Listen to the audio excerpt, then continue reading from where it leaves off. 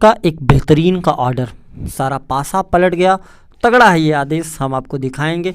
तो स्वागत है आप सभी साथियों का आपके अपने YouTube चैनल में। तो सीधा चलते हैं हम आदेश की तरफ। यहाँ से देखेंगे, हाईकोर्ट ने कहा कि कोई भी मूल कानून विशेष रूप से एक मौजूदा अधिकार को बनाने, कम करने, बढ़ाने या एक नया प्रदान करने के लिए संभावित माना जाता है, जब तक कि पूर्वव्यापी होने के लिए व्यक्त नहीं किया जाता है। चीफ जस्टिस राजेश बिंदल और जस्टिस जे मुनीर की बेंच ने कहा कि तीसरा संशोधन अधिनियम भूतपूर्व सैनिकों के लिए राज्य के तहत ग्रुप बी पदों में एक नया अधिकार यानी आरक्षण लाया। इस तरह की एक कानून जो एक नया अधिकार पैदा करती है तो शायद ही पूर्वव्यापी माना जा सकता है।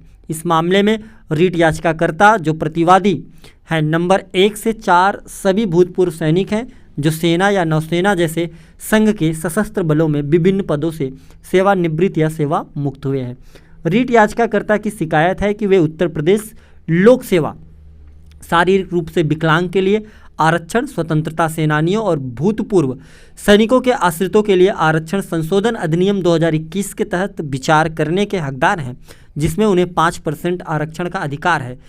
चल रहे चयन भर्ती संयुक्त राज्य ऊपरी अधीनस्थ सेवा PCS परीक्षा 2021 और सहायक वन संरक्षक ACF रेंज वन अधिकारी सेवा परीक्षा 2021 के विज्ञापन के अनुसार आयोजित किया गया।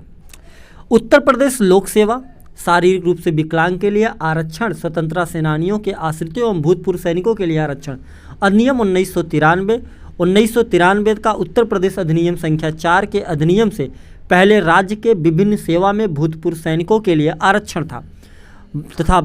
भारत सरकार के निर्देशों और नियंत्रण के तहत राज्य सरकार द्वारा जारी परिपत्रों और सरकारी आदेशों द्वारा शासित 1993 के अधिनियम और लागू होने पर हालांकि पूर्व सैनिकों के लिए अन्य बातों के साथ साथ क्षैतिज आरक्षण के संबंध में राज्य की नीति का संहिताकरण था। एकल न्यायाधीश ने रीट याचिकाकर्ता को तीसरे संशोधन अधिनियम के लाभ से वंचित करने के आयोग के फैसले को खारिज कर दिया। ग्रुप बी और सी पदों पर भूतपूर्व सैनिकों को आरक्षण का लाभ देते हुए प्रारंभिक परीक्षा परिणाम फिर से निर्धारित करने के लिए आदेश किया। एकल न्यायाधीश द्वारा पारित आदेश क्या सही है या गलत, उस पर अगर हम आपको बताएं तो पीठ ने कहा कि जहां तक न्यायाधीश ने के इस निष्कर्षों का संबंध है, हम उनसे सहमत नहीं हैं, सिवाय इस टिप्पणी के कि तीसरे संशोधन अधिनियम में इसे लागू करने के लिए एक अलग सरकारी आदेश जारी करने की आवश्यकता नहीं है।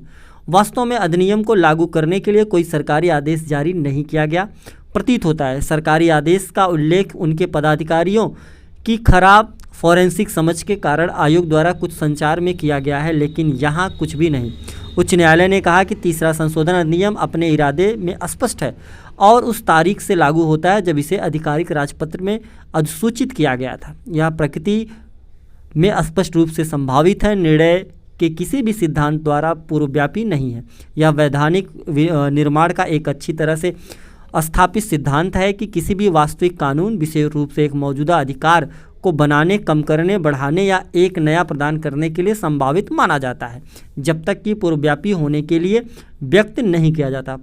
प्रक्रियात्मक कानूनों के मामले में विपरीत सिद्धांत लागू हो सकता है। यहाँ तीसरा संशोधन अधिनियम एक नए अधिकार का परिचय देता है। तो ये जो आदेश आया है वो आदेश अर्हता को लेकर के आया है कि किसी भी भर्ती परीक्षा में जो डेट होगी अंतिम, ठीक है, जो डेट फॉर्म भरने का लास्ट डेट होगा, मान लीजिए आज फॉर्म भरने का लास्ट डेट है 25 तारीख, तो आज तक अगर मैं अपनी अर्हता पूरी कर रहा हूँ तो मैं इस भर्ती प्रक्रिया के योग्य हूँ, ठीक है, ना कि विज्ञापन डेट का। तो यही मामला था। इस पे हाईकोर्ट का बेहतरीन का आदेश आया है, कमाल का आदेश आया है और इसमें आरक्षण जो संविधान संशोधन के तहत अधिकार मिला है लोगों के लिए, उसकी रक्षा के लिए एक तगड़ा आदेश हाईकोर्ट ने जारी किया। तो मिलते रहेंगे इस प्रकार के आदेशों के साथ, तब तक के लिए आप सभी साथियों का बहुत बहुत